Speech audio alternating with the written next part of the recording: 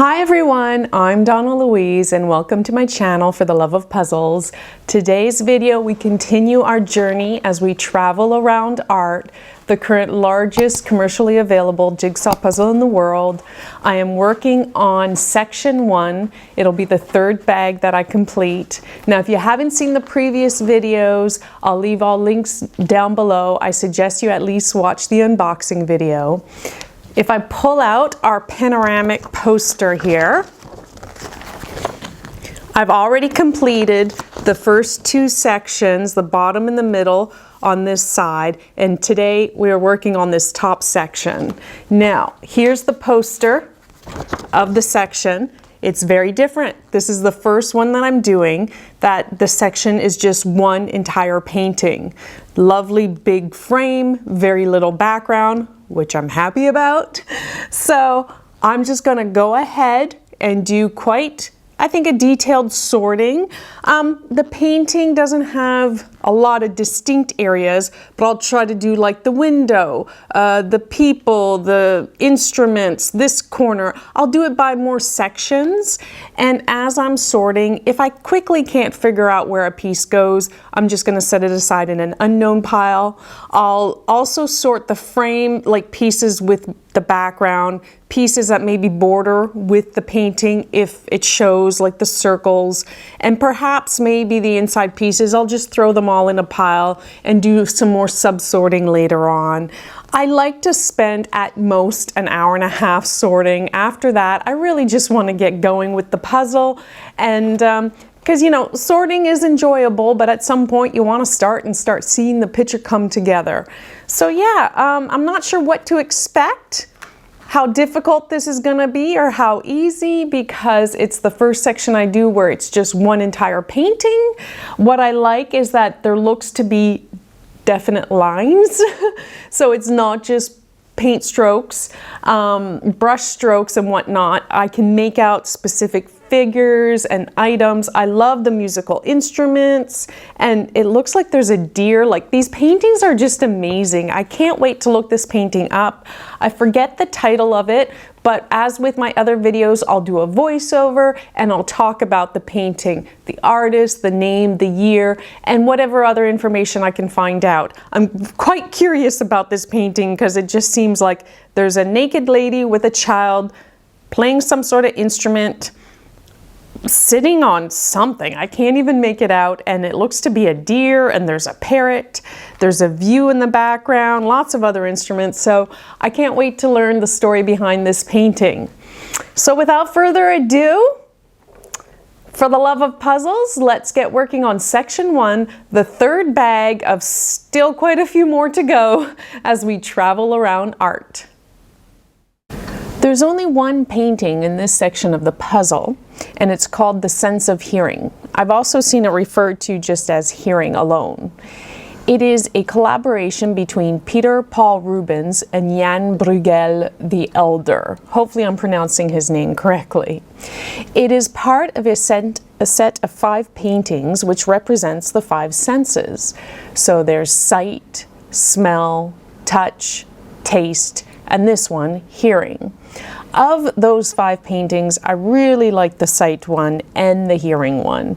I'm not so much a fan of the taste one because it's just a bunch of dead animals, but to each their own, I suppose. Now, Jan Brueghel the Elder, he was responsible for setting up the scene, whereas Peter Paul Rubens painted in the figures. You can see in this hearing painting that Venus plays a lyre and sings and is accompanied by Cupid. So musical instruments and music here are what represent the hearing. Now in the puzzle itself, it's a bit dark to see, but for example, up in one of the corners, there's a painting and it's of Orpheus taming wild beasts with music, for example. And it's pretty clear all the musical instruments and the sheet music, that's a direct representation of hearing. And down on the right side of the painting, there is instruments that are used to call for the hunt. There's horns and whatnot.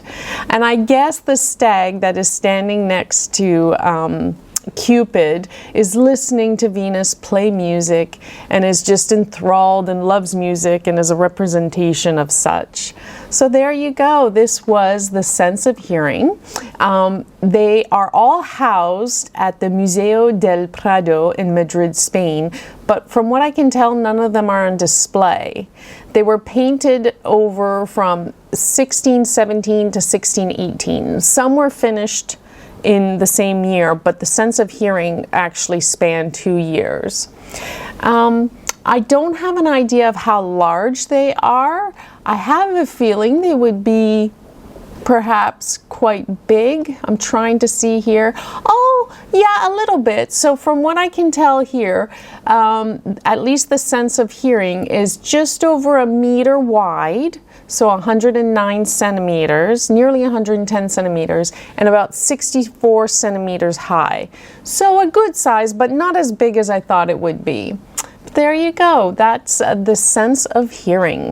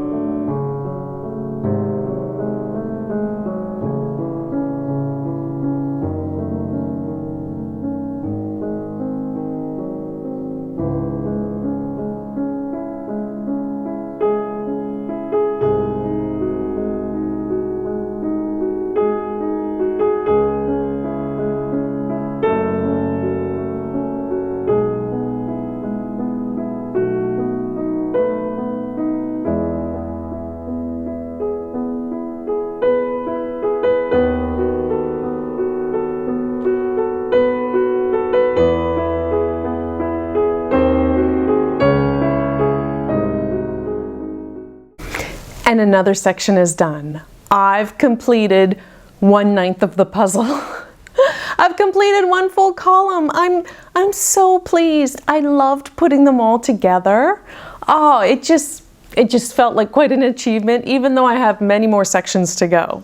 Now I have a few notes, so apologies if I look down. This section of the puzzle, which consisted of just one painting and one large frame, took me 16 hours and 25 minutes. Now, even though this is the longest I've spent on a section so far, it felt easier than the last section, and I think it's just because of those background pieces drove me crazy. So I would maybe classify this as an medium section, perhaps. The last one I still think is a medium hard. But what's interesting is I felt the picture, the painting itself, was a lot easier than the frame. And in fact, I spent the last 8 hours and 21 minutes just working on the frame. But at that point, I already had some of the frame done. Now, one thing I will mention about the frame is that I had quite a few false fits, enough that it stood out to me. Perhaps less than 10, but at times I was like, oh, no piece is fitting next to this piece. And I quickly thought to myself, it's probably a false fit.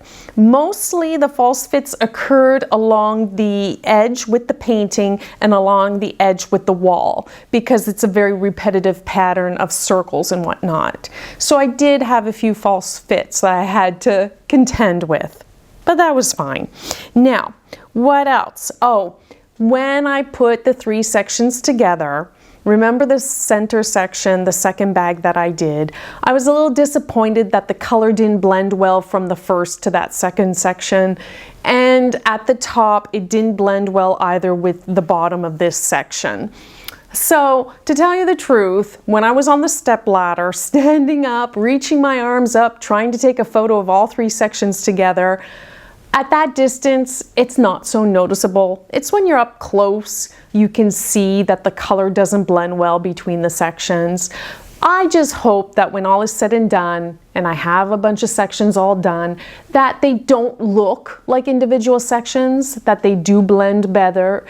And I can only imagine how difficult it is to try to get those types of things blending well when you're probably working on the individual sections and maybe different artists, different employees are doing them. So I'm maybe less disappointed about it now. And I realize if you stand back a bit, it's maybe not so noticeable. But no, that middle section does not blend well, top or bottom, with the other 2 sections. So that's just something to point out. Now the frames, I did contact Grafika, and they told me that it was a third party that designed all the frames for them. They didn't tell me the name of the person or company who did them, but it wasn't a Grafika employee. What I did notice is this frame is the same one as the girl with the pearl earring. What's interesting though is because they are of different sizes, there's more detail visible on this larger one. And I loved all the colors. Like, the panoramic poster and the images I've seen online don't do this puzzle justice, because the frames have actually lots of colors in them. This has white, yellow, several shades of brown, green, for example, which wasn't really so noticeable the other photos that I've seen of it. Up close, it's just so beautiful. Now, I know there's 53 works of art, but I don't know how many different actual frames there are. So this is the first repeat that I've noticed and detected. And what's nice though is it's not the same frame, is not in the same section. I don't mind that they reuse the frames because they're obviously in different sections and different sizes, so different levels of detail. But that was interesting to find out. Now, what else? Is there anything else that I must talk about here? No, I think that was it. Yeah, I really enjoyed this. I'm interested to see if my time will be approximately the same the next section that I do, where it's just, again, one painting and a frame. But then again, that also depends on the painting, how difficult it is, and the frame, the thickness of the frame. This is quite a thick frame, to tell you the truth. It actually consumes a lot of the puzzle.